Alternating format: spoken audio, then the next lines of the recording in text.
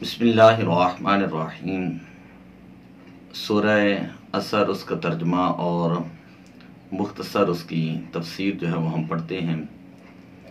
اللہ تبارک و تعالیٰ نے ارشاد فرمایا والعصر، اور قسم ہے زمانے کی، ان الانسان لفی خسر، بے شک انسان جو ہے وہ خسارے میں ہے، الا الذین آمنوا، سوائے ان لوگوں کے جو ایمان لائے، وعملوا الصالحات، اور جنہوں نے اچھے عمل کیے، وتواصوا بالحق، اور انہوں نے ایک دوسرے کو اطاعت، اللہ تعالیٰ کی عبادت، اطاعت اور فرما برداری جو ہے اس کا حکم دیا، وتواصوا بالصبر، اور انہوں نے ایک دوسرے کو جو ہے وہ صبر کی نصیحت کی۔ اس سورہ مبارکہ کے اندر سب سے پہلے اللہ تبارک و تعالیٰ نے زمانے کی قسم اٹھائی ہے۔ زمانے کی قسم کیوں اٹھائی؟ اس لیے کہ عام طور پر لوگوں کی یہ عادت ہوتی ہے، جب ان کے اوپر تکلیف یا مصیبت آئے تو وہ زمانے کو برا بھلا کہتے ہیں۔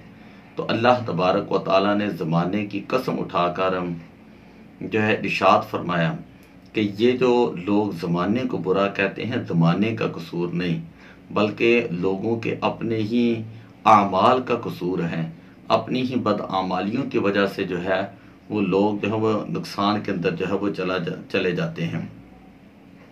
پھر علماء نے کہا کہ عصر سے مراد جو ہے، بعض کہتے ہیں علماء کہ عصر سے مراد جو ہے وہ زمانے کی بجائے عصر کی نماز ہے۔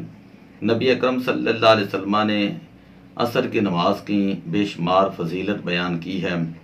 حضرت عبداللہ بن عمر رضی اللہ تعالیٰ عنہما بیان کرتے ہیں، حضور علیہ الصلوۃ والسلام نے ارشاد فرمایا، جس شخص کی عصر کی نماز فوت ہو گئی، گویا اس کے اہل اور اس کا مال جو ہے وہ ہلاک ہو گیا۔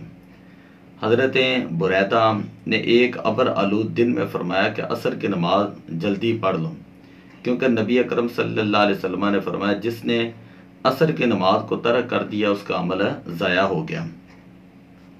تو بے شمار مقامات کے اوپر جو ہے وہ عصر کی نماز کی فضیلت جو ہے وہ بیان کی گئی ہے۔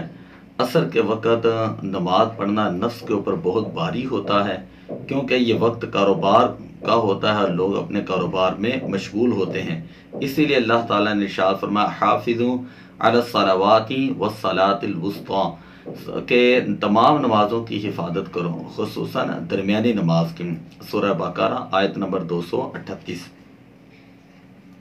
بعض علماء کہتے ہیں کہ عصر سے مراد جو ہے وہ نبی اکرم صلی اللہ علیہ وسلم کا زمانہ مبارکہ ہے، جس طرح کہ اللہ تعالیٰ نے حضور علیہ الصلوۃ والسلام کے شہر کی قسم اٹھائی کہ انت حل بہذا البلد، اور اسی طرح آپ صلی اللہ علیہ وسلم کی زندگی کی قسم اٹھائی کہ لعمرک انہم لفی سکرتہم یعمہون۔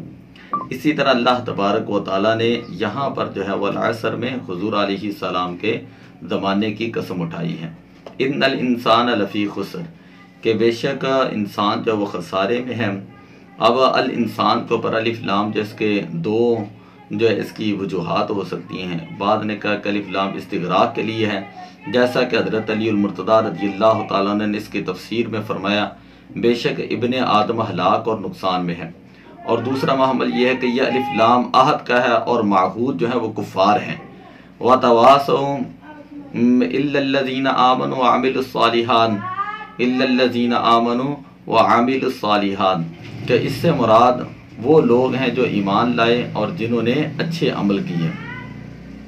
حضرت ابی بن کعب رضی اللہ تعالیٰ عنہ بیان کرتے ہیں، میں نے رسول پاک صلی اللہ علیہ وسلم کے سامنے سورت کو پڑھا اور آپ سے عرض کی یا رسول اللہ، آپ پر میرے ماں باپ قربان ہوں، اس آیت کی کیا تفسیر ہے؟ آپ نے فرمایا کہ والعصر سے دن کا آخری حصہ مراد ہے، ان الانسان لفی خسر سے ابو جہل ابن ہشام مراد ہے، الا الذین آمنوا سے حضرت سیدنا ابوبکر صدیق مراد ہیں، وعملوا الصالحات سے حضرت سیدنا عمر فاروق مراد ہیں، وتواصوا بالحق سے حضرت عثمان بن عفان، عثمان غنی رضی اللہ تعالیٰ عنہ جو ہیں وہ مراد ہیں، اور وتواصوا بالصبر سے مراد حضرت علی بن ابی طالب رضی اللہ تعالیٰ عنہ مراد ہیں۔ امام الحسین ابن مسعود بغوی فرماتے ہیں کہ الانسان پر الف لام جو اس بات کی طرف اشارہ ہے کہ کافر جو ہیں وہ نقصان اور خسارے کے اندر ہیں۔ حضرت امام فخر الدین محمد بن عمر رازی، امام رازی رحمۃ اللہ تعالی علیہ فرماتے ہیں کہ انسان جو خسارے سے الگ نہیں ہو سکتا، کیونکہ خسارے کا معنی ہے اصل مال کا ضائع ہو جانا، اور انسان کا اصل مال اس کی عمر ہے، اور وہ بہت کم ہے اپنی عمر کے ضائع ہونے سے بچ سکتا ہے، اور وہ بہت کم اپنی عمر کے ضائع ہونے سے بچ سکتا ہے، کیونکہ انسان کے اوپر جو گھڑی بھی گزرتی ہے اس میں اگر وہ گناہوں میں مصروف ہوگا تو اس کے نقصان میں کوئی شک نہیں، اور اگر وہ نیکیوں یعنی مباح کاموں میں وہ اپنا وقت گزارتا ہے تو پھر بھی اس کا نقصان اس لحاظ سے ہے کہ اس کو ان کاموں پر ثواب نہیں ملا، اور اگر اس کی وہ ساعت اطاعت اور عبادت میں گزر رہی ہے تو وہ جس کیفیت میں بھی ہوگا اس سے عمدہ اور اعلیٰ کیفیت سے بھی عبادت کرنا ممکن ہے۔ تو اب یہ ہے کہ مختصر امام رازی رحمۃ اللہ تعالی علیہ فرماتے ہیں کہ انسان کا ہر لمحہ کسی نہ کسی خسارے کے اندر ہی وہ گزر رہا ہوتا ہے۔ وَتَوَاصَوْا بِالْحَقِّ، اس کی تفسیر کے اندر بھی علماء نے یہ لکھا کہ وہ ایک دوسرے کو جو ہے وہ نیکی، عبادت اور فرما برداری کی جو ہے وہ تلقین کرتے ہیں۔ وَتَوَاصَوْا بِالصَّبْرِ سے مراد یہ ہے کہ وہ ایک دوسرے کو گناہوں سے بچنے کا جو ہے وہ حکم دیتے ہیں۔ تو اس پوری صورت کا خلاصہ یہ ہے کہ انسان جو ہے وہ خسارے میں ہے سوائے ان لوگوں کے جو ایمان لائے، دوسرے نمبر پر جنہوں نے اچھے عمل کیے، تیسرے نمبر پر وہ لوگ جنہوں نے ایک دوسرے کو نیکی کا حکم دیا، اور چوتھے نمبر پر وہ لوگ جو ہیں وہ نقصان میں نہیں ہیں جنہوں نے ایک دوسرے کو برائی سے منع کیا اور صبر کی نصیحت کی۔ تو انسان کا خود نیک ہونا کافی نہیں ہوتا بلکہ دوسروں کو بھی نیکی کی طرف راغب کریں۔ حضرت عبداللہ بن مسعود رضی اللہ تعالیٰ عنہ بیان کرتے ہیں حضور علیہ الصلوۃ والسلام نے ارشاد فرمایا، تم میں سے ہر شخص اپنے ماتحت لوگوں کا نگہبان ہے، پر ہر شخص سے اس کے ماتحت لوگوں کے متعلق سوال کیا جائے گا۔ ملک کا سربراہ اپنی رعایا کا نگہبان ہے، اس سے اس کی رعایا کے متعلق جو وہ سوال کیا جائے گا۔ گھر کا سربراہ اپنے گھر والوں کا محافظ ہے، اس سے ان کے متعلق سوال کیا جائے گا۔ عورت جو ہے وہ اپنے شوہر کے گھر اور اس کے بچوں کی اولاد کی نگہبان ہے، اس سے ان کے متعلق سوال ہوگا۔ نوکر اپنے مالک کے مال کا نگہبان ہے، اس سے ان کے متعلق سوال ہوگا۔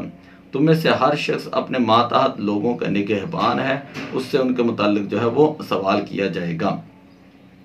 تو دعا ہے کہ اللہ تبارک و تعالی ہمیں زندگی اپنے احکامات کے مطابق گزارنے کی توفیق عطا فرمائے۔ الصلاۃ والسلام علیک یا رسول اللہ وعلی آلک واصحابک یا حبیب اللہ۔